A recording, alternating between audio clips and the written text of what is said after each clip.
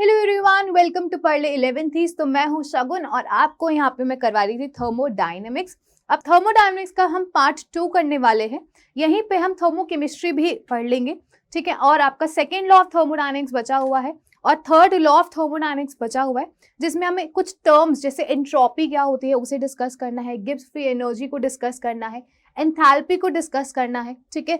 और थर्मोकेमिस्ट्री में तो बहुत कुछ डिस्कस करना है, जैसे बॉर्न हेबर साइकिल आपको बताना है कि क्या होता है, ठीक है। हेस लॉ क्या होता है, ये सारी चीजें हमें यहाँ पे डिस्कस करनी है, ठीक है। तो ये वाला जो पोर्शन रहेगा थोड़ा सा थियोरेटिकल वाला पोर्शन ही रहेगा, इसमें कोई भी न्यूमेरिकल पोर्शन मैंने नहीं डाला है। इसके बाद एक और पार्ट 3 मिलने वाला है, जिसमें हम एनसीईआरटी के जितने भी बैक एक्सरसाइज क्वेश्चंस हैं और जितने भी एक्सपेक्टेड न्यूमेरिकल पोर्शंस हैं वो हम कवर करने वाले हैं एक नेक्स्ट लेक्चर में, ठीक है। तो लेक्चर नंबर 2 रहेगा, part number 2 of thermodynamics. Thermodynamics के अंदर आज की क्लास में हमारा जो मेन फोकस रहेगा, फिर से बता देती हूँ, हीट कैपेसिटी को हमें डिस्कस करना है कि हीट कैपेसिटी का मतलब क्या होता है। और हीट कैपेसिटी दो कांस्टेंट चीजों पे देखी जाती है, heat capacity at constant pressure and heat capacity at constant volume. इसे भी हमें देखना है। साथ के साथ थर्मोकेमिस्ट्री के अंदर बहुत सारी टर्मिनोलॉजीज है, जैसे lattice enthalpy, bond dissociation enthalpy, आपकी फॉर्मेशन एंथैल्पी, कंजम्पशन एंथैल्पी, वो सारी चीजें हमें यहाँ पे डिस्कस करनी है। सेकंड लॉ ऑफ थर्मोडायनेमिक्स और थर्ड लॉ ऑफ थर्मोडायनेमिक्स को भी देखना है और चैप्टर को वाइंड अप करना है, ठीक है। Okay, so let's begin with the concept of heat capacity.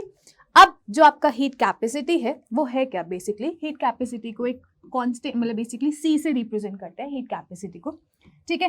Heat capacity को अगर डिफाइन करना चाहे तो क्या कर सकते हैं, तो समझने की कोशिश करो। ये आपका सिस्टम है, आपको पता है लास्ट क्लास में मैं बता चुकी हूँ कि थर्मोडायनेमिक्स एक सिस्टम पे अप्लाई करा जाता है, एक मैक्रोस्कोपिक सिस्टम पे अप्लाई करा जाता है। तो यही मेरा सिस्टम है, इसका स्टेट वगैरह हमने सारा डिफाइन करा हुआ है। स्टेट डिफाइन करने का मतलब है प्रेशर, वॉल्यूम, टेम्परेचर या फिर नंबर ऑफ मोल में से कोई भी 3 चीजें आप बता दो तो उसका स्टेट डिफाइन हो जाता है। अब आप क्या कर रहे हो, स्टेट डिफाइन करने के बाद आप बाहर से क्या दे रहे हो, इसको टेम्परेचर दे रहे हो। टेम्परेचर दे रहे हो तो इसकी हीट क्या होगी, राइज होगी। इसकी हीट क्या होगी, राइज होगी। तो हीट कैपेसिटी क्या है, इस सिस्टम के अंदर जो भी मटेरियल है वो कितना अमाउंट ऑफ हीट ले सकता है so that rise in temperature कितना हो, 1 डिग्री सेल्सियस से राइज इन टेम्परेचर हो। समझ आया। The amount of heat gained by the system to raise the temperature of system by 1 degree Celsius is your heat capacity, ठीक है। So C की value अगर हम बात करें, C का फॉर्मूला क्या बनता है it is Q by delta T. So जैसे कि मैंने बोला, अगर डेल्टा टी की वैल्यू जो चेंज इन टेम्परेचर है वो 1 डिग्री सेल्सियस से अगर हुआ तो C किसके इक्वल बन जाएगा, Q के इक्वल बन जाएगा। तो इस सिस्टम में अगर हम बात करें इसको कितना अमाउंट ऑफ हीट हम दे रहे हैं और ये कितना अमाउंट ऑफ हीट गेन कर रहा है, हीट कितना गेन कर रहा है, सो दैट ये जो टेम्परेचर राइज हुआ है, पहले इसका T1 टेम्परेचर था, इसके बाद हीट देने के बाद T2 टेम्परेचर हुआ, जो T2 माइनस T1 है जिसकी डेल्टा टी वैल्यू है वो कितना होगा, 1 डिग्री सेल्सियस होगा। तो वो इस सिस्टम की हीट कैपेसिटी मिल जाएगी, ठीक है। अब हीट कैपेसिटी को हम दो कांस्टेंट वैल्यूज पे देख सकते हैं, heat capacity at constant pressure, heat capacity at constant volume. जब हम बात करें heat capacity at constant pressure तो उसको हम सीपी से डिफाइन करते हैं। Heat capacity at constant pressure है ये, मतलब आप यहाँ पे सिस्टम को हीट दे रहे हो लेकिन उसका प्रेशर जो है वो मेंटेन रहेगा, उसका प्रेशर क्या रहेगा, मेंटेन रहेगा। तो heat capacity at constant pressure क्या हो जाएगा, सीपी हो जाएगा, ठीक है। प्रेशर चेंज नहीं होना चाहिए सिस्टम का। और ऐसे ही हम हीट कैपेसिटी निकाल सकते हैं eight constant volume. Volume system का चेंज नहीं होना चाहिए। जैसे अगर आप इसको हीट दे रहे हो सकता है इसकी इंटरनल एनर्जी बढ़ के वॉल्यूम एक्सपैंड कर जाए, बट आपको वॉल्यूम मेंटेन करके रखना है तो हम उस पर्टिकुलर हीट कैपेसिटी को क्या बोलेंगे, heat capacity at constant volume.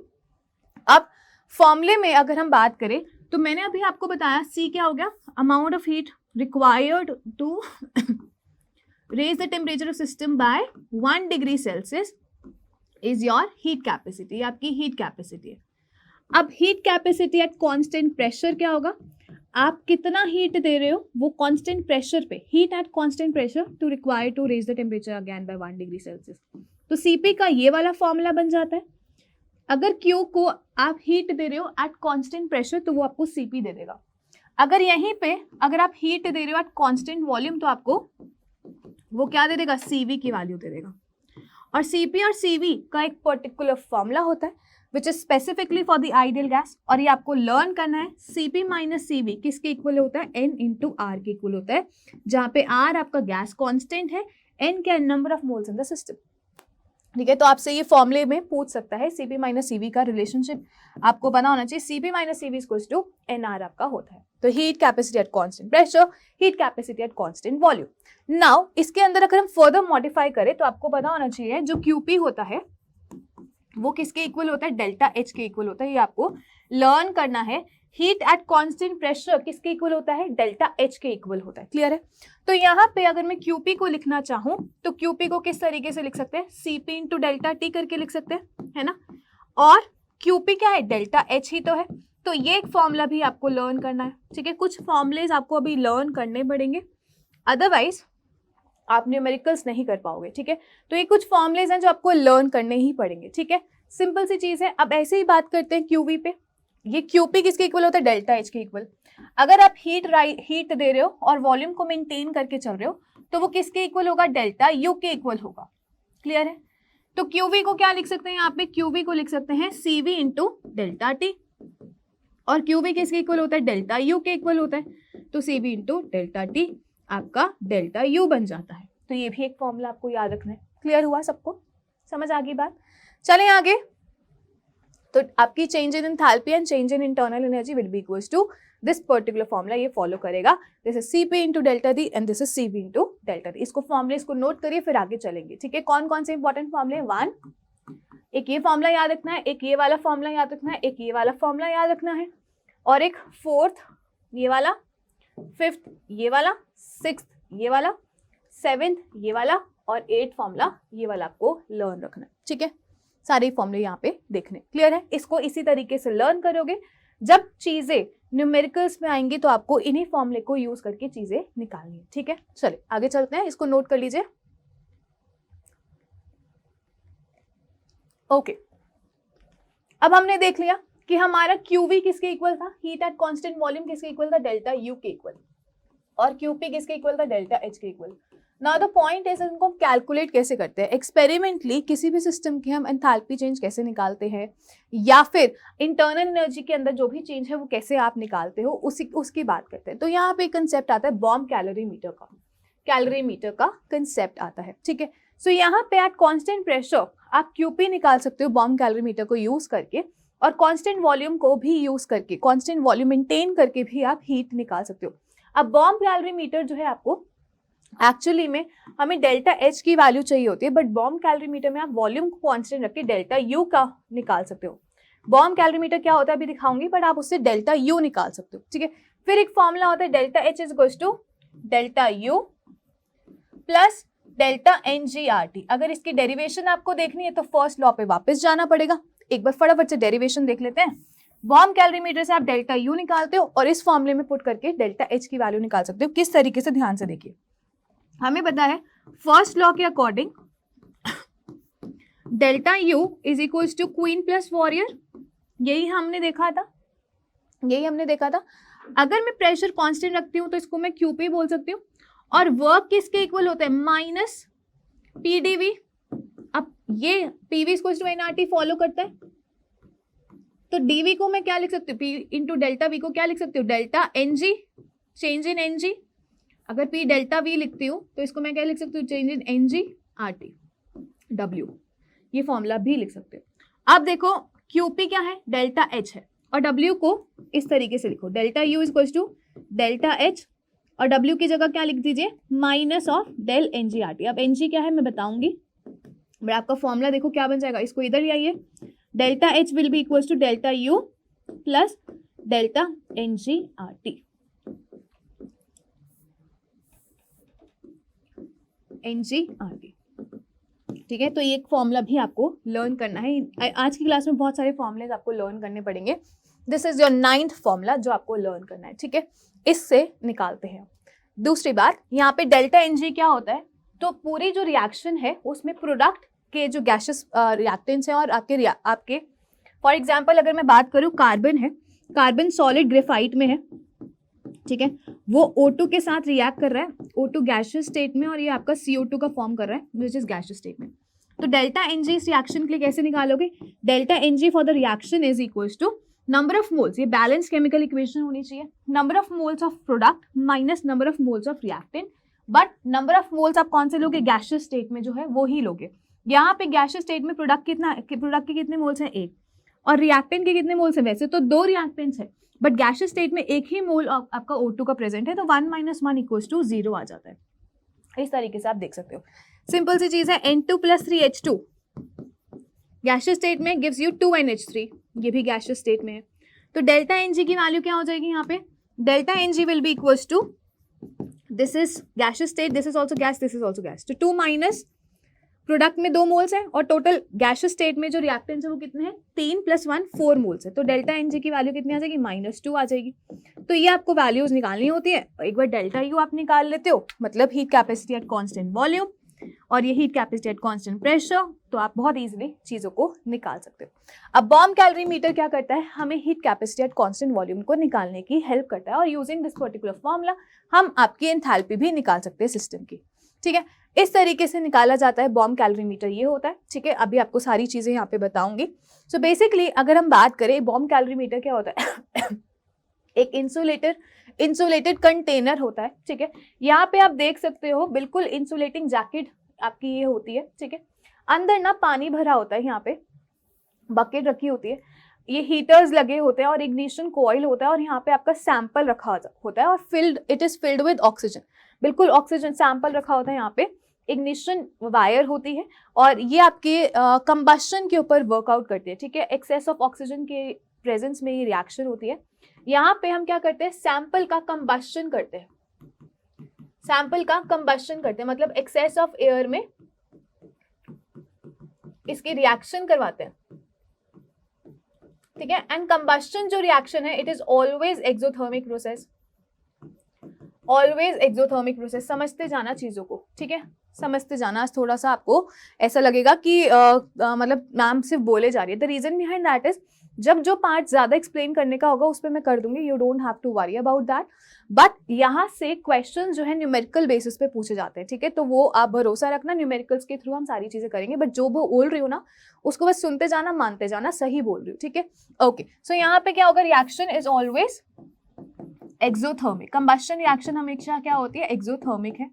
ठीक है, अब यहाँ पे आपने सैंपल रखा हुआ है, ये सैंपल आपका रखा हुआ है, एक्सेस ऑफ ऑक्सीजन यहाँ पे भरी होती है और ये इग्निशन वायर होते हैं। ठीक है, आप इग्नाइट करते हो, एक्सेस ऑफ ऑक्सीजन की प्रेजेंस में आपका सैंपल जो है वो बर्न करता है। जब बर्न करता है तो आपकी क्या होती है, एनर्जी रिलीज होती है, आपका कंटेनर होता है, इसे बॉम्ब बोलते हैं। अब जो एनर्जी रिलीज हो रही है वो एनर्जी जा कर रही है, यहाँ पे ये जो बॉम्ब है ये एनर्जी को ये एनर्जी एब्जॉर्ब कर रहा है और यहाँ से एनर्जी बाहर वाटर में भी जा रही है। इतनी अमाउंट ऑफ एनर्जी रिलीज होती है कि वाटर का वो टेम्परेचर क्या कर देती है, वाटर का वो टेम्परेचर राइज कर देती है। पहले T1 टेम्परेचर था, बट जैसे ही कंबशन हुई बहुत ज़्यादा अमाउंट ऑफ एनर्जी रिलीज हुई, कुछ अमाउंट ऑफ एनर्जी इस बॉम्ब ने, स्टील के कंटेनर ने एब्जॉर्ब कर ली और कुछ अमाउंट ऑफ एनर्जी जो है वाटर ने एब्जॉर्ब कर ली, क्योंकि वाटर की हीट कैपेसिटी बढ़िया होती है। जो भी आपका टेम्परेचर चेंज हुआ वो इस थर्मोमीटर के थ्रू नोट हो गया, जो भी टेम्परेचर चेंज हुआ वो थर्मोमीटर के थ्रू नोट हो गया। ठीक है, अब फिर हम कैलकुलेशन कर सकते हैं और वहां से हम आपका QV की वैल्यू निकाल सकते हैं, heat capacity at constant volume. ये वॉल्यूम आपका मेंटेन रहता है, स्टील का कंटेनर है, वॉल्यूम में कोई चेंजेस नहीं आते हैं, वॉल्यूम आपका मेंटेन रहता है, तो आप QV की वैल्यू यहाँ पे निकाल सकते हैं।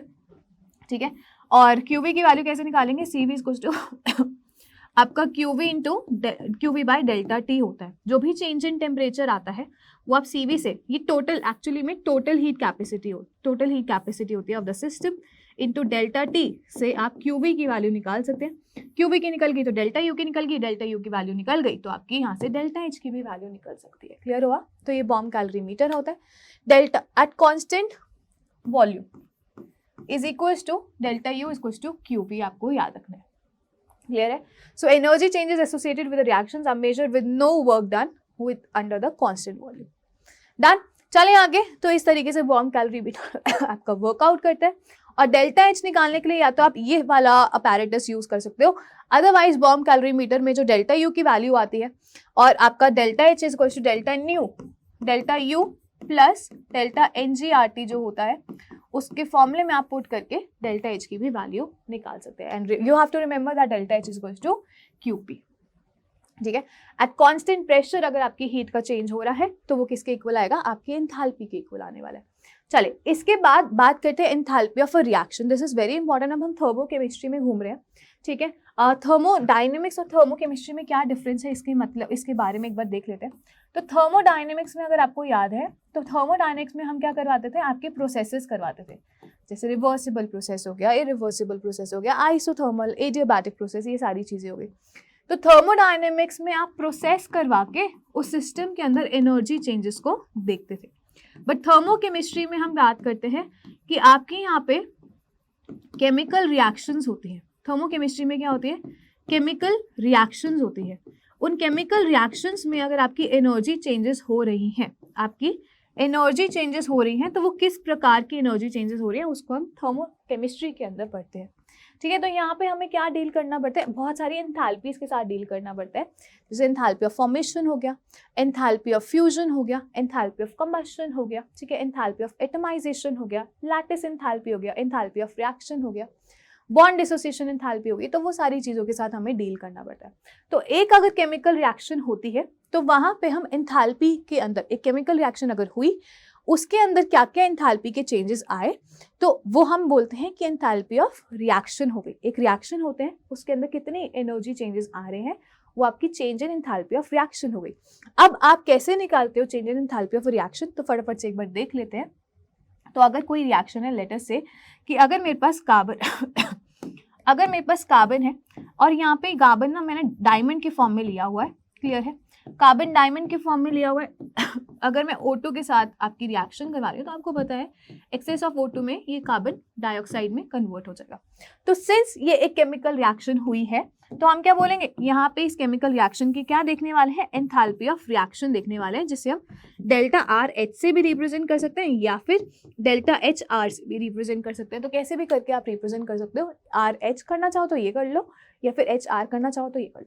अब एंथैल्पी ऑफ रिएक्शन किस तरीके से लिखी जाती है, तो एंथैल्पी ऑफ रिएक्शन का लिखने का तरीका होता है, enthalpy of reaction is equal to enthalpy of CO2 minus enthalpy of O2 minus enthalpy of your diamond. आप एंथैल्पीज लेते हैं, एंथैल्पी ऑफ CO2 होगी यहाँ पे, क्लियर है। इनके स्टोइचियोमेट्रीज आप मल्टीप्लाई करते जाइए, जैसे 1 है ना, 1 इंटू एंथैल्पी ऑफ CO2, ये 1 into enthalpy of O2 and 1 into enthalpy of diamond, ठीक है। जब आपने एंथैल्पी वैल्यूज निकाल ली इनकी, तो अब क्या करना है, जो प्रोडक्ट की एंथैल्पी है माइनस कर देना है रिएक्टेंट की एंथैल्पी से।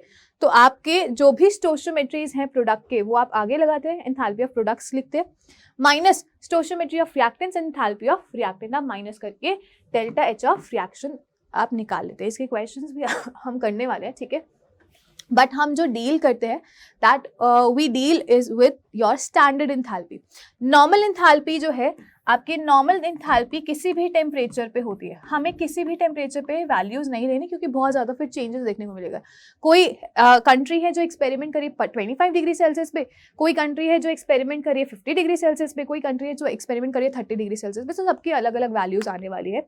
तो हम क्या करते हैं, हम डिसाइड करते हैं कि हम स्टैंडर्ड एंथैल्पी की बात करेंगे। स्टैंडर्ड एंथैल्पी का मतलब क्या है, यहाँ पे आप टेम्परेचर एंड प्रेशर फिक्स कर देते हैं। तो स्टैंडर्ड टेम्परेचर और प्रेशर पे, मतलब जो भी केमिकल रिएक्शन करवा रहे हो, अगर वो 298 केल्विन पे करवाई और 1 बार प्रेशर पे करवाई, तो वहां पे एंथैल्पी की वैल्यू सेम आने वाली है और एक कांस्टेंट वैल्यू यहाँ पे आने वाली है।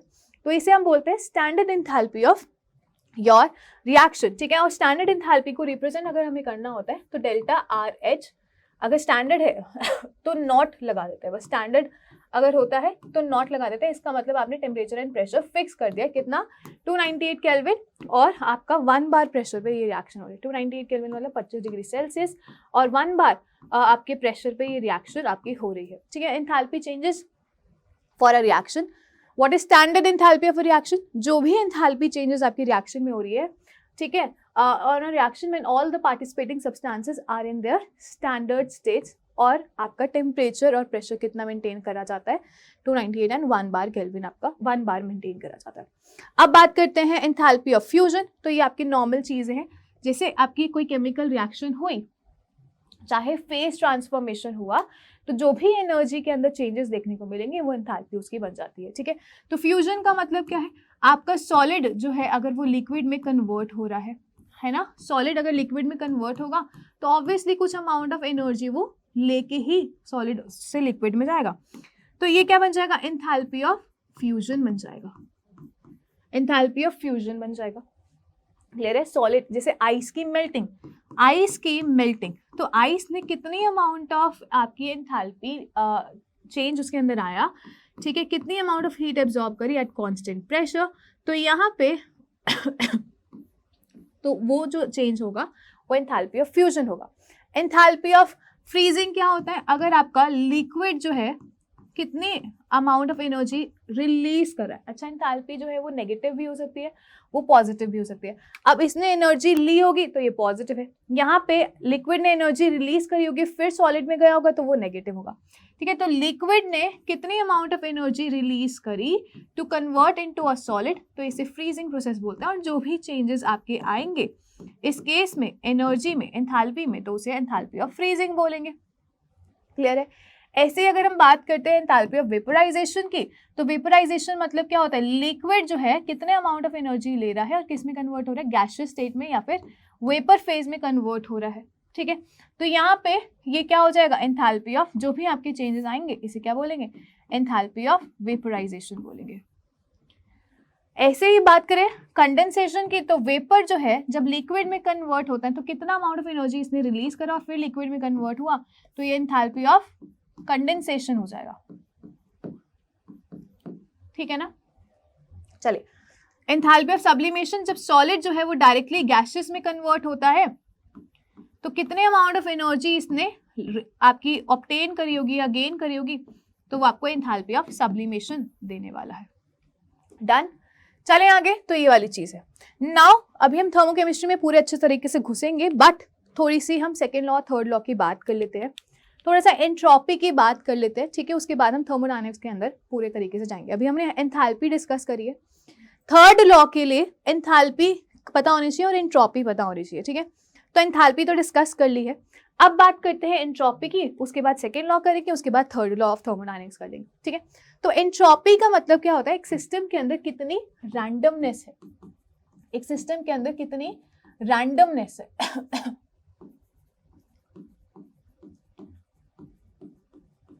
कितना रैंडमनेस एक सिस्टम के अंदर है। जितनी ज्यादा रैंडमनेस होगी, ठीक है, रैंडमनेस मतलब मोशन जितना ज्यादा होगा, जितनी ज्यादा फ्री होगी चीजें, उतनी ही रैंडमनेस है। फॉर एग्जाम्पल, अगर आपको घर में बांध के रख दिया जाए, आपके एग्जाम्स है, आपको घर में बांध के रख दिया जाए, ठीक है, तो आपकी रैंडमनेस कम है, आप अनस्टेबल फील करोगे।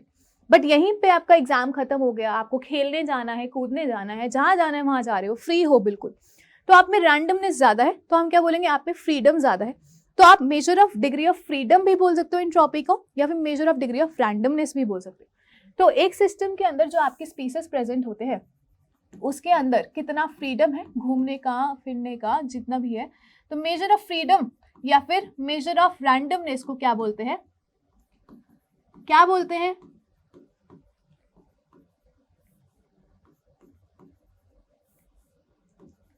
रैंडमनेस को क्या बोलते हैं? एक सेकेंड, हम एंट्रोपी बोलते हैं और इसको एच से रिप्रेजेंट करा जाता है। अब अगर बात करें सॉलिड टू लिक्विड और गैसेस में जा रहे हो, तो सॉलिड में पार्टिकल्स चिपके रहते हैं, ज्यादा अटैच रहते हैं, तो एक दूसरे के साथ चिपके होने की वजह से ये बिल्कुल भी फ्री नहीं है मूव करने की, तो इसमें लीस्ट रैंडमनेस होती है या लीस्ट एंट्रोपी होती है। फिर लिक्विड में फिर इंट्रैक्शंस कम हो जाते हैं, तो कंपैरेटिवली बेटर रैंडमनेस होती है, बेटर एंट्रोपी होती है। और गैसेस के पार्टिकल्स तो एब्सोल्युटली फ्री ऑफ मूवमेंट होते हैं, वो कहीं पे भी घूम के आ सकते हैं, तो यहाँ पे मैक्सिमम एंट्रोपी होती है। ठीक है, मैक्सिमम एंट्रोपी होती है।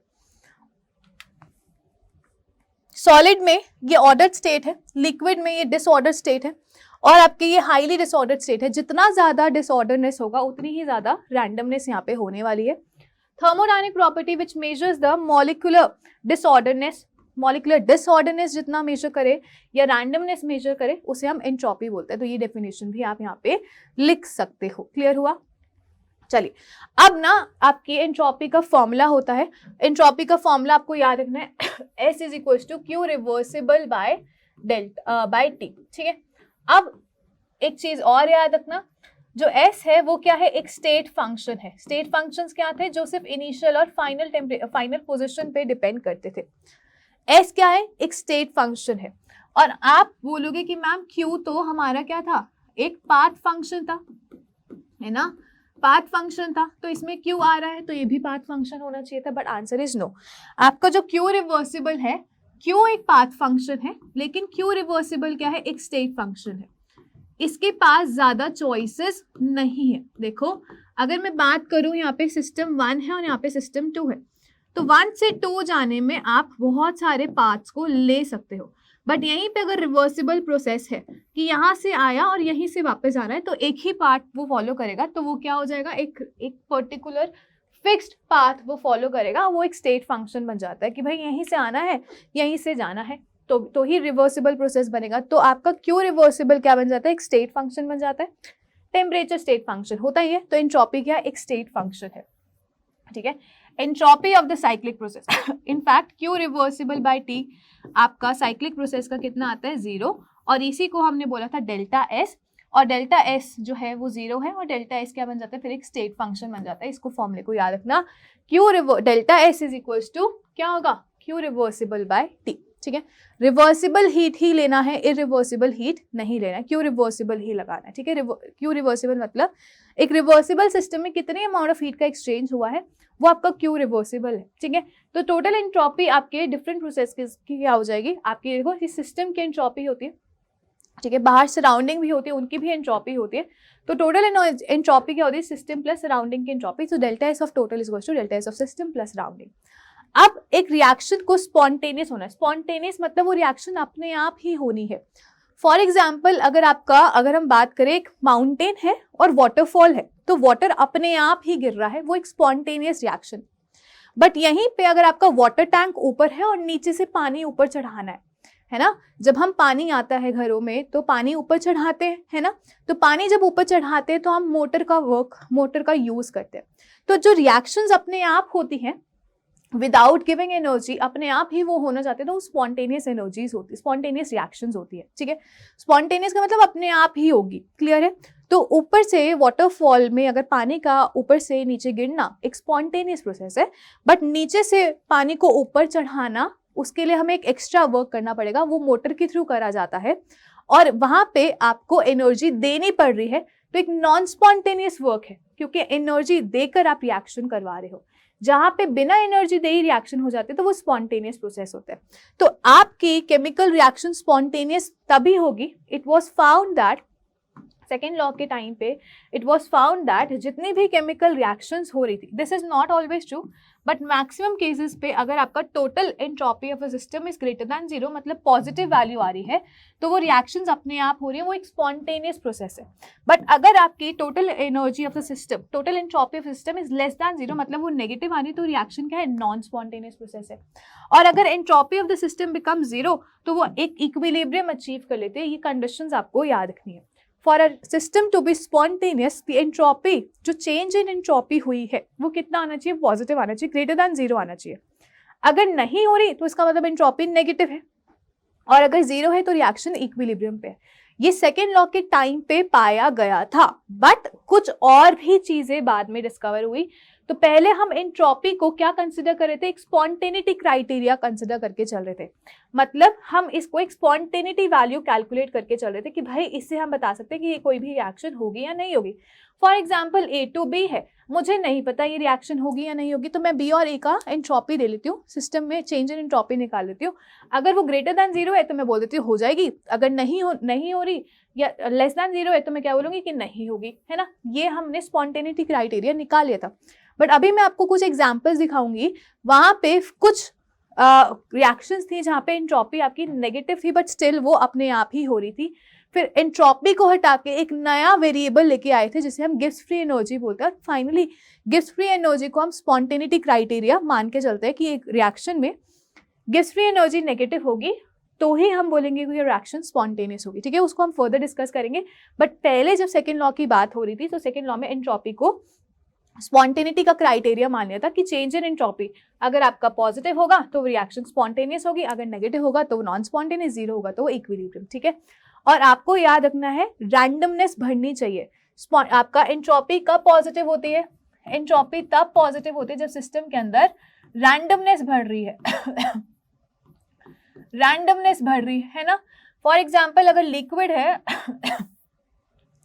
जैसे इसका देख लो, I2 से एक्वस में जाना, सॉलिड स्टेट से लिक्विड में जाना, इसकी एंट्रोपी ज्यादा होने वाली है as compare to solid state में I2 की एंट्रोपी। तो इसकी माइनस इसकी डेल्टा गैस किसकी हो जाएगी, डेल्टा एस पॉजिटिव हो जाएगा। तो डेल्टा एस पॉजिटिव मतलब ये आपका एंट्रोपी बढ़ रही है, एक स्पॉन्टेनियस रिएक्शन होनी चाहिए, ठीक है। ऐसे ही अगर मैं बात करूं आपके H2 से हाइड्रोजन गैस में कन्वर्ट होना, तो ये भी क्या है आपका, ये भी गैसियस स्टेट में, ये भी गैसियस स्टेट में, बट अगर आप देखोगे तो यहाँ पे नंबर ऑफ मोल्स कितने हैं 1 और यहाँ पे नंबर ऑफ मोल्स कितने हैं 2। जब 2 मोल्स हैं तो यहाँ पे एंट्रोपी की वैल्यू आपको बोलोगे पॉजिटिव, क्योंकि जैसे जैसे आप नंबर ऑफ मोल्स भी बढ़ाते हो, नंबर ऑफ मोल्स बढ़ा रहे हो, ऑब्वियसली नंबर ऑफ एटम्स बढ़ रहे हैं तो आपकी एंट्रोपी बढ़ रही है, तो नंबर ऑफ मोल्स इंक्रीज करते हैं तो एंट्रोपी इंक्रीज करती है। तो इसकी एंट्रोपी ज्यादा, इसकी कम, क्योंकि यहाँ पे 2 मोल्स हैं और यहाँ पे एक ही मोल से आपने स्टार्ट करा है, तो आपका एंट्रोपी यहाँ पे फिर से क्या होगा, पॉजिटिव रहेगा। यहाँ पे गैस और लिक्विड की बात, सॉलिड और एक्वस की बात थी, यहाँ पे नंबर ऑफ मोल्स की बात है। ऐसे ही देखो कैल्शियम कार्बोनेट सॉलिड से कैल्शियम ऑक्साइड और आपके कार्बन डाइऑक्साइड में कन्वर्ट हो रहा है, सॉलिड में तो कोई एंट्रोपी हम मान के ही नहीं चलते, तो इसकी और इसकी एंट्रोपी नहीं होगी। यहाँ पे प्रोडक्ट में गैसेस बन गया और रिएक्टेंट में गैसेस है ही नहीं, तो इसकी एंट्रोपी ज्यादा हो जाएगी, डेल्टा एस पॉजिटिव हो जाएगा, ठीक है। इसे ही देख लो, यहाँ पे H2 + O2 gives you 1 water molecule. अब देखो ये दोनों गैसियस स्टेट में और ये लिक्विड स्टेट में है, तो लिक्विड की एंट्रोपी कम और इनकी ज्यादा। जब रिएक्टेंट की एंट्रोपी ज्यादा होगी तो नेगेटिव होगी, अगर प्रोडक्ट की एंट्रोपी ज्यादा होगी तो पॉजिटिव एंट्रोपी हो जाएगी, ठीक है। सो जितने भी आपके बहुत सारी ऐसी केमिकल रिएक्शंस आपकी निकल के आई थी, जैसे अगर हम बात करें इवेपोरेशन प्रोसेस क्या है, एक स्पॉन्टेनियस प्रोसेस है। आपको पता है बाहर अगर पानी पड़ा हो गली के अंदर तो आपका ऑटोमेटिकली वो इवेपोरेट हो जाता है। क्यों इवेपोरेट हो जाता है, क्योंकि ये लिक्विड से किस में कन्वर्ट होता है, लिक्विड से वेपर में कन्वर्ट होता है। इसमें एंट्रोपी क्या है, पॉजिटिव है, एंट्रोपी पॉजिटिव है तो रिएक्शन स्पॉन्टेनियस होनी चाहिए, तो वो होती है, क्लियर है। तो ये सारी चीज है। बट ऐसे ही अगर हम बात करें रेन की, तो रेन भी तो अपने आप ही हो रही है। रेन क्या है, एक स्पॉन्टेनियस प्रोसेस है, बट इस केस में क्या हुआ था, यहाँ पे एंट्रोपी उल्टा हो रहा था। रेन में क्लाउड से किस में कन्वर्ट होता है, क्लाउड से वाटर लिक्विड स्टेट में जाता है, और क्लाउड में आपको पता है तो पानी वेपर के फॉर्म में होता है और फिर वो लिक्विड में जाता है। तो ये तो यहाँ पे एंट्रोपी क्या होनी चाहिए थी, नेगेटिव होनी चाहिए थी, है ना, नेगेटिव होनी चाहिए थी। अगर नेगेटिव है तो रिएक्शन होनी नहीं चाहिए थी, बट ये स्पॉन्टेनियस प्रोसेस है। तो अब एंट्रोपी के ऊपर डाउट हमने करा, अब entropy as a spontaneity variable हमें लेना चाहिए या नहीं लेना चाहिए, ये हमने डाउट करा। और बाद में बहुत सारी ऐसी केमिकल रिएक्शंस निकल के आई थी जहाँ पे एंट्रोपी नेगेटिव होने के बावजूद भी वो अपने आप ही हो रहा था। तो आपका जो एंट्रोपी है, अब इसको हम फर्दर स्पॉन्टेनिटी क्राइटेरिया कंसिडर नहीं करके चलते, ठीक है। हम गिब्स फ्री एनर्जी को स्पॉन्टेनिटी क्राइटेरिया को कंसिडर करके चलते हैं। अब ये रिएक्शन स्पॉन्टेनियस क्यों है, डिस्पाइट डेल्टा एस जो है नेगेटिव है, बट स्टिल ये रिएक्शन स्पॉन्टेनियस है, क्योंकि यहाँ पे एंथैल्पी का भी फैक्टर हमें लेना होता है, जो सिर्फ एंट्रोपी में हम नहीं ले पा रहे थे। यहाँ पे एंथैल्पी ऑफ रिएक्शन नेगेटिव होती है, एक आपकी एक्सोथर्मिक प्रोसेस होती है, तो ये रिएक्शन में एंथैल्पी का फैक्टर इंक्लूड करते हैं और फाइनली हम फिर बोलते हैं कि गिब्स फ्री एनर्जी का फैक्टर लेके उसको हम क्राइटेरिया ऑफ स्पॉन्टेनिटी बोलते थे, ठीक है। Okay, so second law of thermodynamics क्या कहता है, ये एंट्रोपी के ऊपर ही बात करता है। So heat can not flow from a colder body to hotter body, ये आपकी स्टेटमेंट्स है, ठीक है। मतलब ये आपका देख लो, कोल्डर बॉडी में एंट्रोपी कम है और हॉटर बॉडी में एंट्रोपी ज्यादा है, तो कोल्ड से हॉटर बॉडी में कभी भी हीट ट्रांसफर नहीं करती। बट हीट ट्रांसफर कहाँ से करती है, हीट ट्रांसफर आपकी गर्म से ठंडी जगह पे या ठंडे बॉडी में हीट ट्रांसफर हो सकते हैं, बट एक कोल्ड से अगर आप इक्विलिब्रियम पे रखते हो हीट पे, तो कोल्ड जो है, कोल्ड बॉडी अपनी हीट ट्रांसफर नहीं कर सकती किस पे, हॉटर बॉडी से, हॉटर बॉडी पे, ठीक है। तो ये आपकी रिएक्शन का एक स्टेटमेंट ये वाला है। या फिर आप क्या बोल सकते हैं, all the spontaneous process are thermodynamically irreversible and entropy of the system is increasing. जितने भी आपकी थर्मोडायनेमिक प्रोसेसेस है, फॉर एग्जांपल अगर हम बात करते हैं एक्सप्लोजन्स की बात करते हैं, ठीक है। तो एक्सप्लोजन्स की बात करते हैं, एक्सप्लोजन्स में क्या होता है, आपके एक्सप्लोजन्स में काफी ज्यादा अमाउंट ऑफ हीट रिलीज होता है, ठीक है। और सॉलिड जो है आपका किस में कन्वर्ट होता है, गैसियस स्टेट में कन्वर्ट होता है, और काफी ज्यादा अमाउंट ऑफ हीट वहां पे रिलीज होता है। एंट्रोपी भी सिस्टम की क्या होती है, आपकी इंक्रीज होती है। तो अगर एंट्रोपी और हीट रिलीज हो रही है, आपकी एंट्रोपी बढ़ रही है और हीट रिलीज हो रही है, तो ये जो रिएक्शन है बहुत ज़्यादा स्पॉन्टेनियस है। एक्सप्लोजन होने के बाद वापस से तो बॉम्ब नहीं बन जाता है ना, तो एक्सप्लोजन जो है एक इरिवर्सिबल प्रोसेस है। तो इट वाज सेड दैट जितने भी स्पॉन्टेनियस प्रोसेसेस हैं वो एक इरिवर्सिबल प्रोसेस है, और वहाँ पे entropy of the system was usually increasing. आपका सेकेंड लॉ ऑफ थर्मोडायनेमिक्स बोलता है, ठीक है। इरिवर्सिबल प्रोसेसेस होते हैं वो अपने आप ही हो जाते हैं, और ये आपका इवेपोरेशन है तो वापस आके कंडेंसेशन तो नहीं हो रहा ना, वो वाली बात है। तो आपकी एंट्रोपी जो है इंक्रीज हो रही है। या फिर आप बोल सकते हो it is impossible to construct a machine working in a cycle and transfer heat from a lower temperature to rejoin to a higher temperature and to a region of a higher temperature to the region without the intervention of external sources. अगर आपको वहाँ पे energy का आपका transfer करना है तो हमेशा हॉट बॉडी से कोल्ड बॉडी पे ही एनर्जी का ट्रांसफ़र होगा। Cold body to hot body अगर आपको एनर्जी की ट्रांसफ़र करनी है तो आपको एक एक्सटर्नल सोर्स चाहिए होगा। बस यही स्टेटमेंट आपको ये बोला हुआ है, ठीक है। क्लियर है? तो ये 3 स्टेटमेंट्स आप लर्न कर सकते हो। इसके बाद बात करते हैं गिब्स फ्री एनर्जी की। तो जैसे कि मैंने आपको एग्जांपल दिया रेन का, तो जो रेन थी वो एक वहाँ पे एंट्रोपी डिक्रीज हो रही थी, बट स्टिल वो रिएक्शन अपने आप हो रही थी। The reason behind that is कि वहाँ पे हम एंथैल्पी को कंसिडर नहीं कर रहे थे, उस टाइम पे हम एंथैल्पी को कंसिडर नहीं कर रहे थे।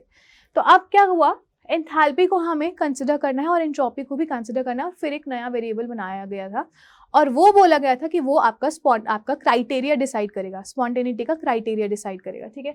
सो बेसिकली गिब्स फ्री एनर्जी कैसे डिफाइन होती है? Gibbs free energy is the free energy of the system to do useful work. This is the definition, ठीक है। एक सिस्टम के अंदर बहुत सारी एनर्जी होती है, कुछ एनर्जी वो प्रिजर्व करके रखती है, कुछ एनर्जी वो यूजफुल वर्क में लगा देती है। तो जितनी एनर्जी वो यूजफुल वर्क में लगा देती है वो आपकी गिब्स फ्री एनर्जी होती है। ये आपकी टोटल एनर्जी होती है। कुछ एनर्जी, टोटल एनर्जी में से अगर आप टी डेल्टा एस एनर्जी आप माइनस कर देते हैं तो ये जो एनर्जी बचती है ये आपकी यूजफुल वर्क होने में लगती है। इसे हम डेल्टा जी बोलते हैं, इसे हम गिब्स हेल्महोल्ट्ज इक्वेशन भी बोलते हैं। इसको लर्न करना है। This is the formula which you have to learn. Delta G equals to delta H minus T delta S, ठीक है।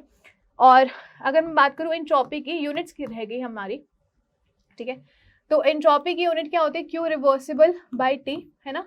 हीट क्या होती है? जूल्स में होगी या कैलोरी में होगी, तो जूल्स पर केल्विन आप ये बोल सकते हो, या फिर कैलोरी पर केल्विन आप बोल सकते हो एंट्रोपी की यूनिट, ठीक है।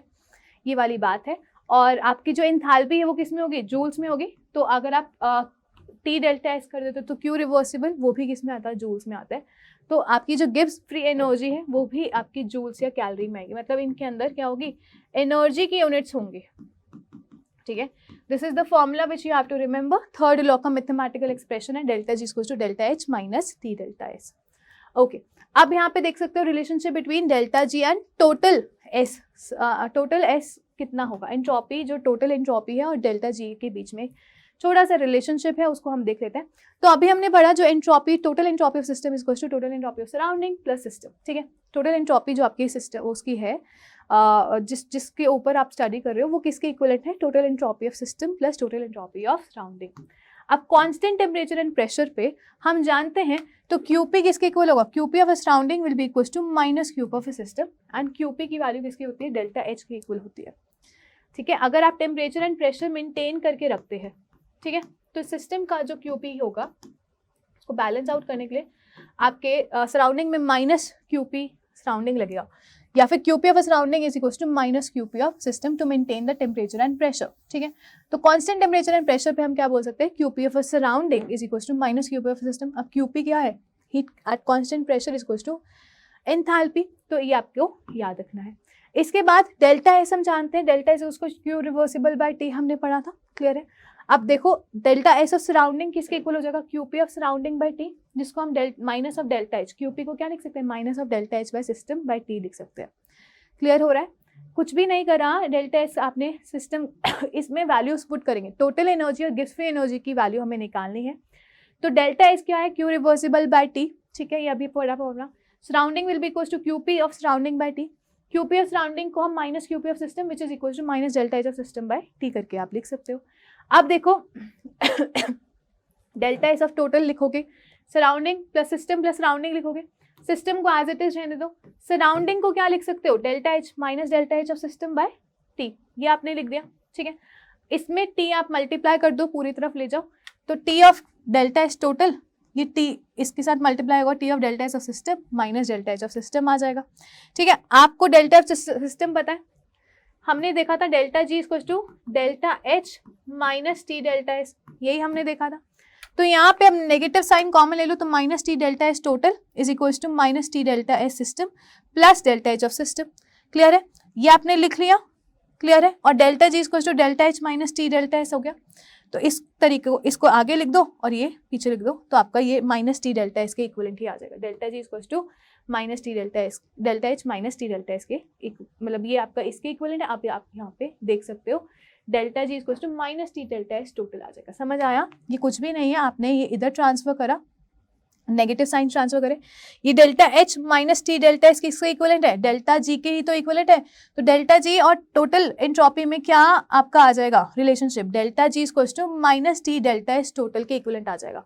यहाँ पे जो टी डेल्टा एस लिखते हो ये सिस्टम का टेम्परेचर, आप सिस्टम का आप ये लेते हो, यहाँ पे टर्मिनोलॉजीज लिख लीजिए।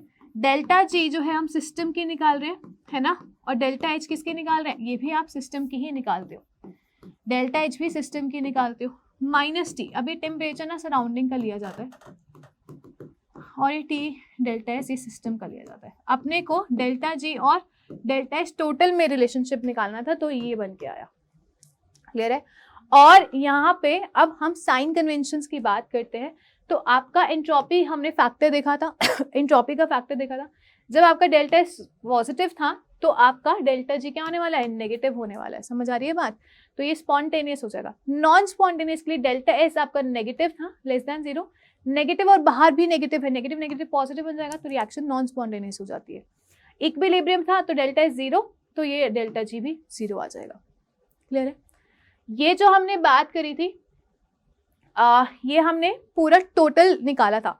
ये जो आपका सिस्टम, एक बार चीज लिख लो यहाँ पे, ये जो आपका लिखा हुआ है ये टोटल के रिस्पेक्ट में लिखा हुआ है। ठीक है, जो मैंने रेन वाला बताया, रेन वाला ये इवेपोरेशन बताया, ये विद रिस्पेक्ट टू सिस्टम मैंने बताया, विद रिस्पेक्ट टू सिस्टम मैंने बताया। ठीक है, आपको टोटल से आप कंसिडर करके रख सकते हो। टोटल एंट्रोपी हमेशा भरनी चाहिए, तो रिएक्शन क्या हो जाएगी, स्पॉन्टेनियस हो जाएगी। ठीक है, तो टोटल के रिस्पेक्ट में ये है, तो आप इस चीज को मान के चलोगे। लेकिन अगर आप सिस्टम के रिस्पेक्ट में बोलोगे तो वो चीज गलत हो जाएगी। सिस्टम के रिस्पेक्ट में अगर एंथैल्पी जो है वो नेगेटिव है, समझने की कोशिश करते हैं। यहाँ पे देखो, यहाँ पे कंफ्यूजन हो सकता है, delta G equal to delta H minus T delta S, यहाँ पे हम सिस्टम की बात कर रहे हैं। ठीक है, जो रेन वगैरह है, मैं आप बोल रही थी ना कि एंथैल्पी भी कंसिडर करना है और एंट्रोपी भी कंसिडर करना है, क्योंकि हम रेन को क्या मान रहे थे, सिस्टम मान रहे थे। ठीक है, तो जरूरी नहीं अगर आप सिस्टम की बात करो तो डेल्टा एस ऑफ सिस्टम आपका ग्रेटर दैन 0 होगा तो वो स्पॉन्टेनियस होगा, लेस दैन 0 होगा तो नॉन स्पॉन्टेनियस होगा। नहीं, यहाँ पे रेन के टाइम पे डेल्टा एस सिस्टम क्या होगा, नेगेटिव होगा, बट स्टिल वो रिएक्शन होता है, क्योंकि हमने एंथैल्पी फैक्टर आपका फोकस नहीं करा था। यहाँ पे जो आपका बोला हुआ है डेल्टा एस इज पॉजिटिव, तब आपकी रिएक्शन क्या होगी, स्पॉन्टेनियस। ये स्पॉन्टेनियस सही बात है, बट आपको यहाँ पे टोटल एंट्रोपी कंसिडर करनी है, सिस्टम प्लस सराउंडिंग की एंट्रोपी कंसिडर करनी है। ये आपका लेस दैन 0 होगा तो वो नॉन स्पॉन्टेनियस होगा, तो यहाँ पे आपको टोटल एंट्रोपी कंसिडर करनी है। सिस्टम की करोगे तो उसमें कोई गारंटी नहीं है कि कौन स्पॉन्टेनियस होगा कौन नॉन स्पॉन्टेनियस होगा, बट टोटल कंसिडर कर रहे हो तो ये बिल्कुल सही बात लिखी हुई है। और इस हिसाब से हम बोल सकते हैं कि आपकी Gibbs free energy of reaction should be negative for a spontaneous process. ठीक है, अब ना बहुत सारे आपके बहुत सारी चीजें यहाँ पे आप देख सकते हो एक बार। ये आपकी स्पॉन्टेनिटी क्राइटेरिया है। ठीक है, सिंस डेल्टा जी की हम बात करें, हमें पता लग गया for a spontaneous reaction delta G क्या होना चाहिए, नेगेटिव होना चाहिए। Delta G equal to delta H minus T delta S होता है। ठीक है, ये सिस्टम का और ये भी सिस्टम का। अब आपके पास हो सकता है कि डेल्टा एच जो एंथैल्पी चेंज है वो नेगेटिव भी हो या फिर वो पॉजिटिव भी हो, ये भी हो सकता है। और डेल्टा एस की बात करें सिस्टम की, तो वो नेगेटिव भी हो सकता है और वो पॉजिटिव भी हो सकता है। तो बहुत सारे केसेस हैं। डेल्टा जी को आपको मेंटेन करके रखना है। क्लियर है। अगर डेल्टा एच आपका नेगेटिव होगा, ध्यान से देखना, डेल्टा एच नेगेटिव होगा और एंट्रोपी ऑफ अ सिस्टम क्या होने वाली है, पॉजिटिव होने वाली है, तो ये नेगेटिव और ये टी तो होता ही है और ये पॉजिटिव, तो ये नेगेटिव और ये नेगेटिव, ज्यादा नेगेटिव डेल्टा जी। अगर आपका डेल्टा एच नेगेटिव होगा और एंट्रोपी पॉजिटिव होगी तो ओवरऑल डेल्टा जी नेगेटिव आएगा। मैथ्स लगा के देखना, रिएक्शन स्पॉन्टेनियस होती है एट ऑल द टेम्परेचर। किसी भी टेम्परेचर पे आप देख लो रिएक्शन स्पॉन्टेनियस होती है। केस नंबर 2 इज जब आपके पास एंथैल्पी तो नेगेटिव है, एंथैल्पी क्या होगा, नेगेटिव होगा एंथैल्पी नेगेटिव होगा, लेकिन एंट्रोपी भी क्या होने वाला है, नेगेटिव होने वाला है। तो इस केस में देख रहे हो ये नेगेटिव, ये नेगेटिव, नेगेटिव नेगेटिव पॉजिटिव बन जाएगा, डेल्टा जी हो जाएगा नेगेटिव, और ये वाली टर्म जो है वो पॉजिटिव बन जाएगी। तो आपकी जो डेल्टा जी वैल्यू है वो नेगेटिव तब बनेगी जब डेल्टा एच के केस में आपका ज्यादा वैल्यू आएगी। नहीं समझ आ रहा तो एक बार देख लो, मैं समझा ही देती हूँ इस चीज को अच्छे से। एक टेबल बनाने की कोशिश करते हैं, ध्यान से देखो। अपने को डेल्टा जी क्या करना है, नेगेटिव रखना है, डेल्टा एच, और ये आपका माइनस टी डेल्टा एस है ना। अब आपके केसेस ले लो केस नंबर 1, डेल्टा एच अगर नेगेटिव हुआ, ठीक है, डेल्टा जी का बताना क्या साइन आएगा, ये माइनस डेल्टा एस भी नेगेटिव हो, डेल्टा एस को पॉजिटिव ले लेते हैं, ठीक है। तो ये नेगेटिव टी तो हमेशा पॉजिटिव ही लोगे, और ये पॉजिटिव, नेगेटिव पॉजिटिव नेगेटिव हो जाएगा, नेगेटिव नेगेटिव लार्ज नेगेटिव होगा। तो रिएक्शन अगर डेल्टा जी नेगेटिव है तो ये क्या होने वाला है, स्पॉन्टेनियस। यहाँ पे डेल्टा एच को नेगेटिव लिया और एंट्रोपी को पॉजिटिव लिया, spontaneous reaction. Case 2, delta H negative but delta T भी, डेल्टा एस भी नेगेटिव। अब ये नेगेटिव नेगेटिव क्या बन जाएगा, पॉजिटिव बन जाएगा। अब इस केस में अगर हम देखें तो ये नेगेटिव है और पीछे जो साइन है वो पॉजिटिव आ रहा है। ये अगर डेल्टा एस की वैल्यू, यहाँ से दो केसेस बनते हैं, अगर डेल्टा एस की वैल्यू डेल्टा एच से ज्यादा है तो ये डोमिनेट कर जाएगी, तो रिएक्शन में डेल्टा जी की साइन क्या होगा, पॉजिटिव होगा, ये एक नॉन स्पॉन्टेनियस रिएक्शन हो जाएगा। अगर एंथैल्पी ज्यादा आ जाती है तो ये वाला फैक्टर डोमिनेट कर जाएगा, अगर ये वाला नेगेटिव फैक्टर डोमिनेट करेगा, डेल्टा जी की वैल्यू नेगेटिव, एक स्पॉन्टेनियस रिएक्शन बन जाती है केस 2 में। केस 3 में बात करते हैं। केस 3 में देखिए, अगर आपके पास एंथैल्पी पॉजिटिव है, ये माइनस टी और ये भी पॉजिटिव है, तो ये पॉजिटिव और ये पॉजिटिव नेगेटिव नेगेटिव, पॉजिटिव और ये नेगेटिव। तो इस केस में ये आपकी एंथैल्पी की वजह से, ये एंट्रोपी की वजह से। इस केस में फिर से दो केस, अगर एंथैल्पी की साइन बड़ा है एंट्रोपी से तो आपका ओवरऑल डेल्टा जी पॉजिटिव बन जाएगा, रिएक्शन नॉन स्पॉन्टेनियस। अगर अब एंट्रोपी ज्यादा हो जाती है एंथैल्पी से तो ओवरऑल साइन नेगेटिव हो जाता है, रिएक्शन स्पॉन्टेनियस हो जाती है। केस 4 क्या होगा, केस 4 यहाँ पे ये पॉजिटिव और ये आपका नेगेटिव। तो देखो नेगेटिव नेगेटिव पॉजिटिव हो गया, ये पॉजिटिव और ये आपका पॉजिटिव, चाहे छोटा भी हो चाहे बड़ा भी हो, हमें कोई फर्क नहीं पड़ता। यहाँ पे रिएक्शन में डेल्टा जी हमेशा पॉजिटिव रहेगी, एक नॉन स्पॉन्टेनियस रिएक्शन है। अच्छा, ये वाला फैक्टर आप बड़ा कैसे कर सकते हो, या तो एंट्रोपी को बड़ा कर सकते हो या फिर आप टेम्परेचर बढ़ा दो, क्योंकि यहाँ पे टेम्परेचर है तो ये फैक्टर टेम्परेचर से बड़ा हो जाएगा। तो आप बोल सकते हो कि हाई टेम्परेचर पे हमें ये वाला फैक्टर बड़ा चाहिए ना इस केस में, तो हाई टेम्परेचर पे रिएक्शन क्या हो जाएगी, स्पॉन्टेनियस हो जाएगी। अभी मुझे ये वाला फैक्टर पॉजिटिव मिल रहा है और मुझे यहाँ पे ये वाला फैक्टर नेगेटिव मिल रहा है, तो टेम्परेचर को कम रखना पड़ेगा अदरवाइज पॉजिटिव वाला चीज बढ़ जाएगा। तो यहाँ पे रिएक्शन जो है लो टेम्परेचर पे स्पॉन्टेनियस होगी इस केस में। समझ आ रही है? इस तरीके से मैथमेटिक्स लगा के आप चीजों को देख सकते हो, और यही आपका टेबल में दिया हुआ है। यहाँ पे देखो केसेस बना रखे हैं, नेगेटिव पॉजिटिव, ये आपकी रिएक्शन स्पॉन्टेनियस है ऑल टेम्परेचर पे। अगर डेल्टा एच नेगेटिव है और ये भी नेगेटिव है, negative negative negative negative positive बन जाएगा, इसका फैक्टर छोटा रखना है, तो स्मॉल टेम्परेचर या लो टेम्परेचर पे रिएक्शन स्पॉन्टेनियस होगी। क्लियर है? हाई टेम्परेचर पे रिएक्शन नॉन स्पॉन्टेनियस हो जाएगी। इस तरीके से आप देख सकते हो। क्लियर है? ये आपकी टेबल है जो आपको याद रखनी है, ठीक है। So low temperature and high temperature are relative for a particular temperature and could even mean the room temperature. इसको नोट करिए, फिर आगे चलते हैं। ओके, चलो आगे चलते हैं। यहाँ पे अब ना एक रिलेशनशिप हमें देखना है, डेल्टा जी और इक्विलिब्रियम कांस्टेंट के बीच में रिलेशनशिप देखना है, ठीक है। तो इक्विलिब्रियम चैप्टर अभी हमने करा नहीं, बट हम कर लेंगे, कोई प्रॉब्लम नहीं है। तो एक ए बी बी अगर आपकी एक केमिकल रिएक्शन है, इस तरीके से इक्विलिब्रियम यहाँ पे अचीव हो जाता है। तो हम यहाँ पे के इक्विलिब्रियम कांस्टेंट क्यू से बेसिकली के इक्विलिब्रियम, इसे हम बोलते हैं रिएक्शन कांस्टेंट, ठीक है। कुछ कंडीशंस होती है, इक्विलिब्रियम अचीव होता है जब इक्विलिब्रियम पे जब आप कॉन्सेंट्रेशन की वैल्यू पुट करते हो तो के इक्विलिब्रियम आ जाता है, ठीक है। ये क्यू जो है आपका तब लिखा जाता है जब डेल्टा जी की वैल्यू जो है वो नॉन जीरो होती है। क्लियर है? मैं आपको बता रही हूँ। पहले तो देखो के इक्विलिब्रियम किस तरीके से लिखोगे। क्यू पहले हम लिखते हैं, क्यू इज इक्वल टू जो प्रोडक्ट्स है पावर देयर स्टोइचियोमेट्रिक कोएफिशिएंट्स रिएक्टेंट्स ये वाली पावर, ठीक है, ये क्यू लिखते हैं। तो इस केस में अभी रिएक्शन इक्विलिब्रियम अचीव नहीं करी है यहाँ पे एट एनी टाइम, ठीक है, एट एनी टाइम आप इसे बोल सकते हो या एनी कॉन्सेंट्रेशन बोल सकते हो, equilibrium is not achieved yet. But अगर इक्विलिब्रियम अचीव हो जाता है तो delta G of a reaction क्या बन जाता है, जीरो बन जाता है, और क्या क्या बन जाता है कि इक्विलिब्रियम बन जाता है, ठीक है। इस रिएक्शन में delta G is not equal to zero. एक केमिकल एक इक्वेशन है जो आपको याद रखना है, इसे बोलते हैं delta G equal to delta G not plus R T L N Q. Delta G not क्या है, स्टैंडर्ड गिव्स फ्री एनर्जी है, ठीक है। डेल्टा जी नॉर्मल गिव्स फ्री एनर्जी है किसी भी टेम्परेचर पे, ये स्टैंडर्ड गिव्स free energy. R is the gas constant, T is the temperature and R is your reaction quotient. जब आपका delta G equal to zero होता है तो क्या हो जाता है कि इक्विलिब्रियम के इक्विवेलेंट हो जाता है। अब आप रिएक्शन में के इक्विलिब्रियम और डेल्टा जी नॉट स्टैंडर्ड के बारे में एक रिलेशनशिप निकालना चाहते हो, तो डेल्टा जी जीरो हो जाएगा, delta G not plus R T L N के इक्विलिब्रियम लिखोगे। तो डेल्टा जी नॉट जीरो होगा तब जाके क्या होगा कि इक्विलिब्रियम के इक्विवेलेंट आएगा।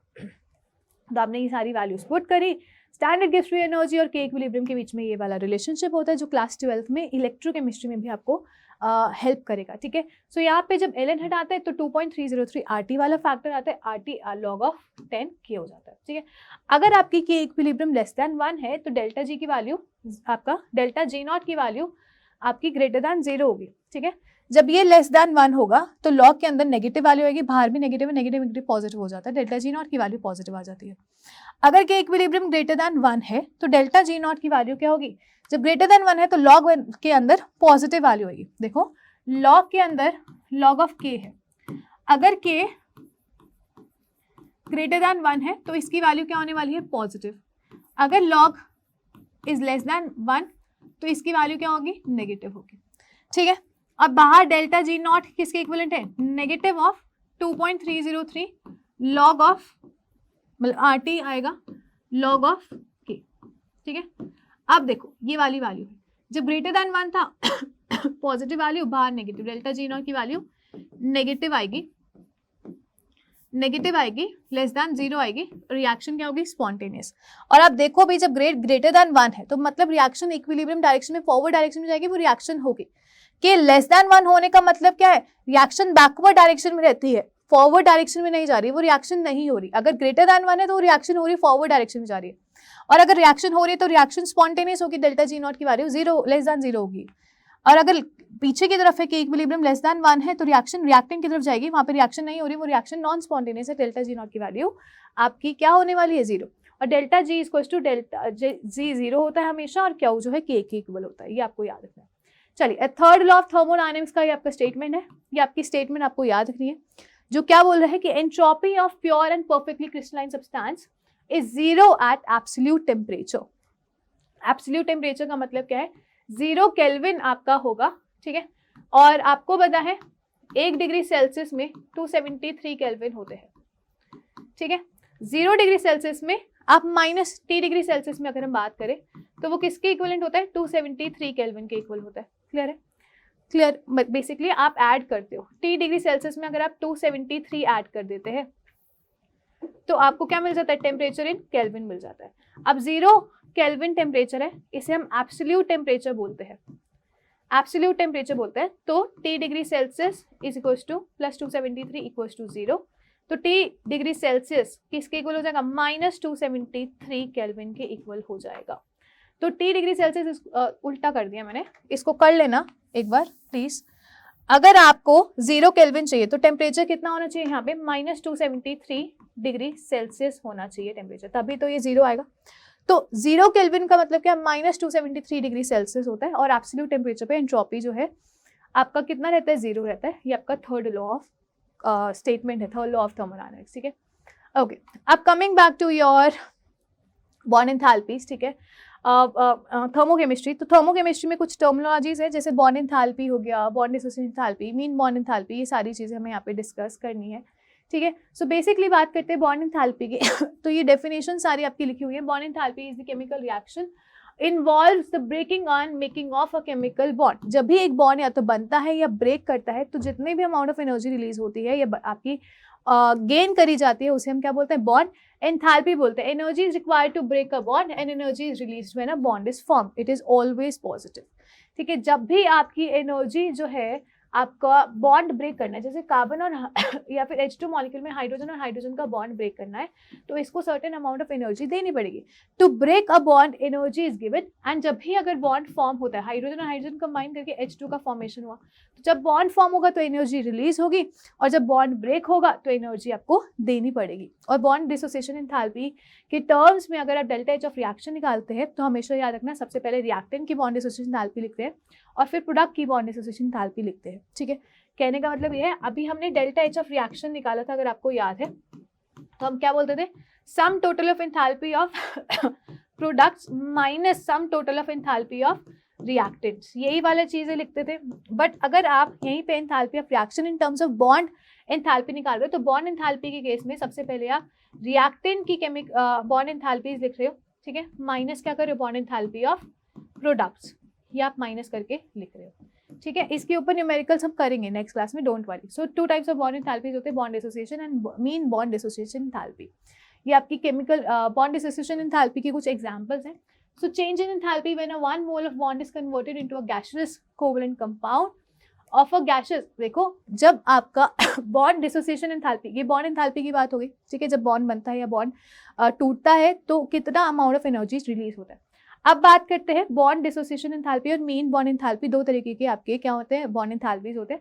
सबसे पहले बॉन्ड डिसोसिएशन एंथैल्पी की बात करें, बॉन्ड डिसोसिएशन एंथैल्पी में बॉन्ड को तोड़ना है, ठीक है, तो यहाँ पे एनर्जी जो आपकी एंथैल्पीज होंगी वो पॉजिटिव होगी क्योंकि आप एनर्जी दे रहे हो, एनर्जी रिक्वायर्ड है टू ब्रेक द बॉन्ड, तो एक एंडोथर्मिक प्रोसेस होता है। तो Cl2 को अगर आपका बॉन्ड ब्रेक करना है तो 2 Cl एटम्स में वो कन्वर्ट हो जाएगा।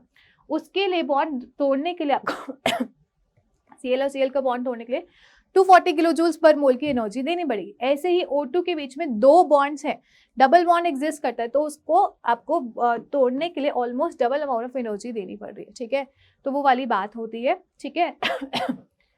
तो यहाँ पे आप चेक कर सकते हो बॉन्ड डिसोसिएशन एंथैल्पी का जो डेफिनेशन है, जो चेंज इन एंथैल्पी व्हेन 1 मोल, जब 1 मोल कोवलेंट बॉन्ड को आपको ब्रेक करना है, 1 ही मोल ऑफ मॉलिक्यूल का बॉन्ड अगर आपको ब्रेक करना है, ठीक है, और उसको ब्रेक करके उनके जो कंपोनेंट्स है उसको गैसियस कंपोनेंट में कन्वर्ट करना है, तो उस अमाउंट के लिए जितना भी आपको एनर्जी देनी पड़ेगी वो बॉन्ड डिसोसिएशन एंथैल्पी होती है।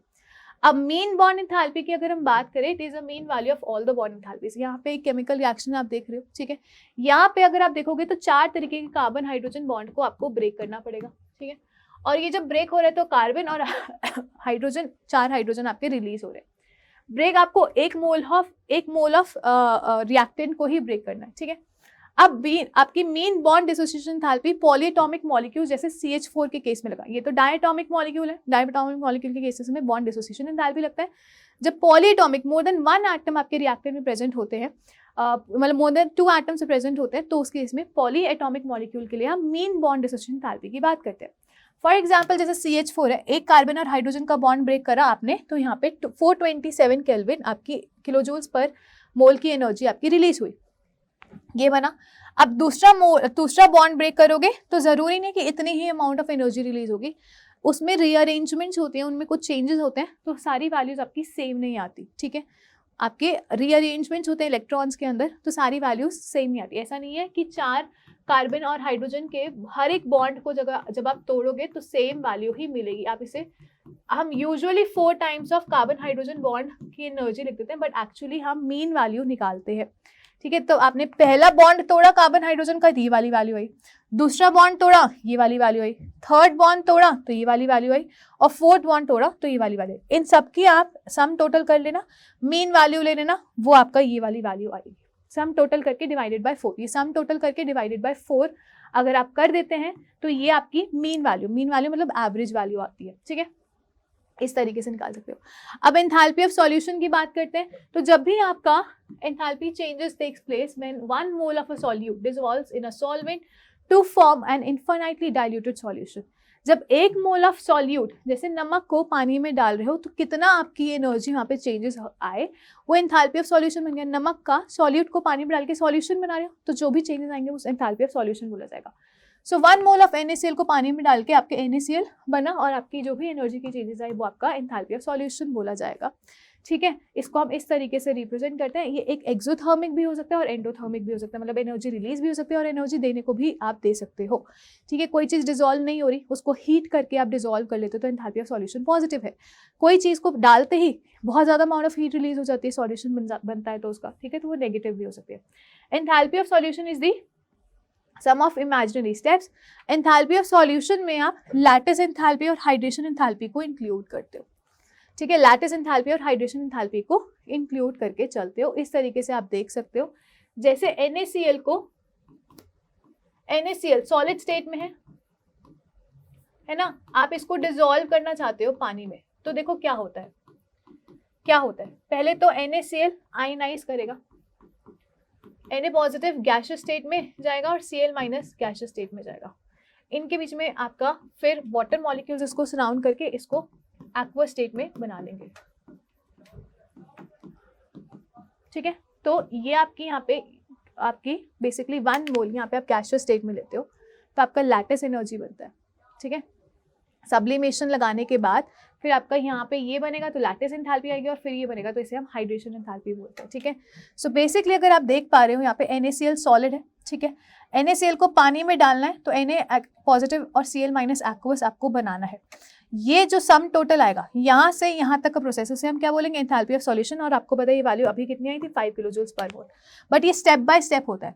पहले NaCl सब्लाइम करेगा, सब्लिमेशन एनर्जी होगी, उसके बाद ये आयनाइज करेगा गैसियस स्टेट में। वो हमने सम टोटल करके लैटिस एंथैल्पी बोले कि यहाँ से यहाँ तक आने में 776 किलोजूल्स पर मोल की एनर्जी देनी पड़ी आपको। यहाँ पे लैटिस एंथैल्पी पॉजिटिव लेनी पड़ेगी। बेसिकली यहाँ पे आपका इसको बॉन्ड को ब्रेक करना है, आयंस में डिसोसिएट करना है, तो आपकी ये वाली वैल्यू है। फिर हाइड्रेशन एंथैल्पी नेगेटिव वैल्यू आती है, तो 776 पॉजिटिव और ये माइनस 771 मिलके आपका यहाँ पे कितना मिल जाता है, कितना मिल जाता है, +5 हो जाता है। यही हमें क्या करना है, बॉर्न हेबर साइकिल में भी अभी हमें देखना है किस तरीके से रिएक्शन होती है, हेस लॉ भी देखेंगे। ठीक है, so basically enthalpy of solution is the sum total of lattice enthalpy और हाइड्रेशन एंथैल्पी, और hydration enthalpy of cations and anions हम कंसीडर करते हैं तो ये वाली वैल्यू आती है। क्लियर है। एंथैल्पी ऑफ डाइल्यूशन की बात करते हैं तो एनहाइड्रस स्टेट में जब आप पानी डालते हो तो वो हाइड्रेटेड फॉर्म में कन्वर्ट हो जाता है, उसे हम hydration enthalpy, enthalpy of dilution, अच्छा ये वाला, ये एंथैल्पी ऑफ सॉल्यूशन था। और डाइल्यूशन की अगर हम बात करें, so it is defined as enthalpy of change that occurs when a solution of one concentrated is diluted further to form a solution of another concentration।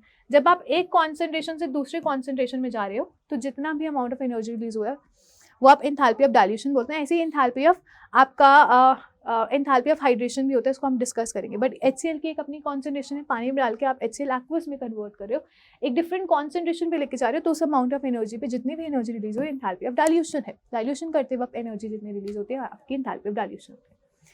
Coming to Born Haber cycle, Born Haber cycle आपका basically Hess law के ऊपर भी depend करता है। तो एक बार हेस law बता देती हूँ। हेस लॉ क्या कहता है?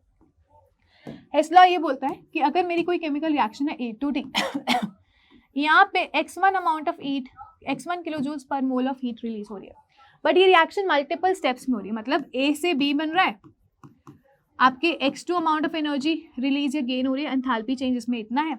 B से C बन रहा है तो एंथैल्पी चेंज कितना, x3, ये आपको दिया हुआ है। और C से अगर D बन रहा है तो एंथैल्पी चेंज कितनी है, x4। तो यहाँ पे वो ये बोलता है कि A से अगर ये मल्टीपल स्टेप्स में हो रही है तो अब इंडिविजुअल स्टेप्स की एंथैल्पी को आप ऐड ऑन कर सकते हो या सब्ट्रैक्ट कर सकते हो। तो इस केस में जो यहाँ से A से D बन रहा था, जो x1 था, वो किसके इक्वल हो सकता है, A to B में x2 अमाउंट ऑफ एनर्जी का चेंज आया, फिर B to C, B से B कट गया तो x3 अमाउंट ऑफ एनर्जी का चेंज आया, और फिर C to C कट गया, तो ये आपका A to D बचा।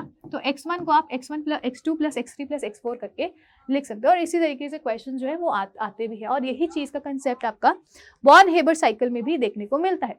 फॉर एग्जाम्पल अगर हम बात करें NaCl का डाइल्यूशन की ही बात करते हैं, तो यहाँ पे NaCl में सोडियम क्लोराइड को ही हम उसमें कर रहे हैं, तो सोडियम आपका क्या होगा, since it is impossible to determine the lattice enthalpy, ठीक है, बॉर्न-हेबर साइकिल आपकी लैटिस एंथैल्पी को डिटरमाइन करने में हेल्प करती है, ठीक है। एक्सपेरिमेंटली हम लैटिस एंथैल्पी को डिटरमाइन नहीं कर सकते, तो हम एक बड़ी सी साइकिल बना के वहाँ से लैटिस एंथैल्पी को डिटरमाइन करते हैं। किस तरीके से, ध्यान से देखो, यहाँ पे आपको सोडियम दिया हुआ है, मेटल दिया हुआ है सॉलिड स्टेट में, उसको पहले सबलाइन करके सब्लिमेशन एनर्जी आपका बनता है।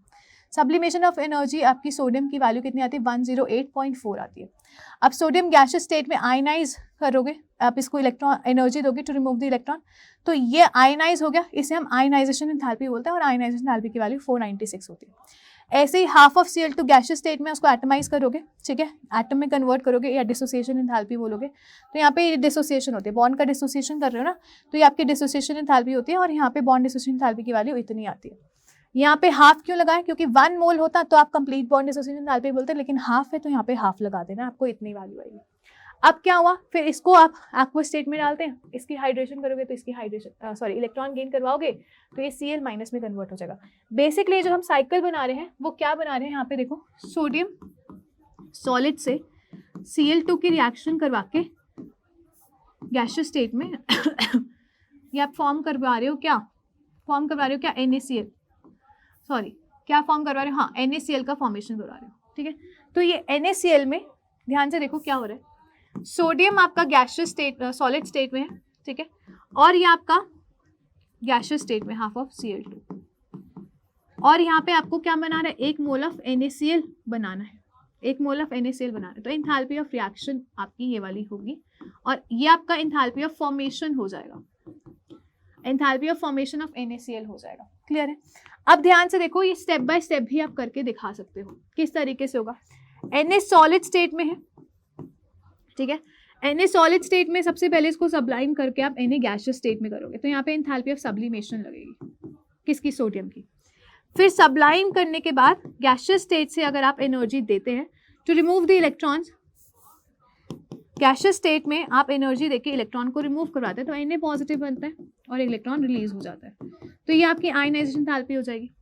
ऐसे ही हाफ ऑफ Cl2 की बात करेंगे तो आप Cl गैस में एटॉमिक स्टेट में लेके आएंगे और यहाँ पे Cl2 का बॉन्ड डिसोसिएशन एंथैल्पी की बात करते हैं, और Cl फिर इलेक्ट्रॉन लेके किस में चेंज होता है, Cl- में चेंज हो जाता है, और यहाँ पे आप इलेक्ट्रॉन गेन एंथैल्पी की बात करते हैं।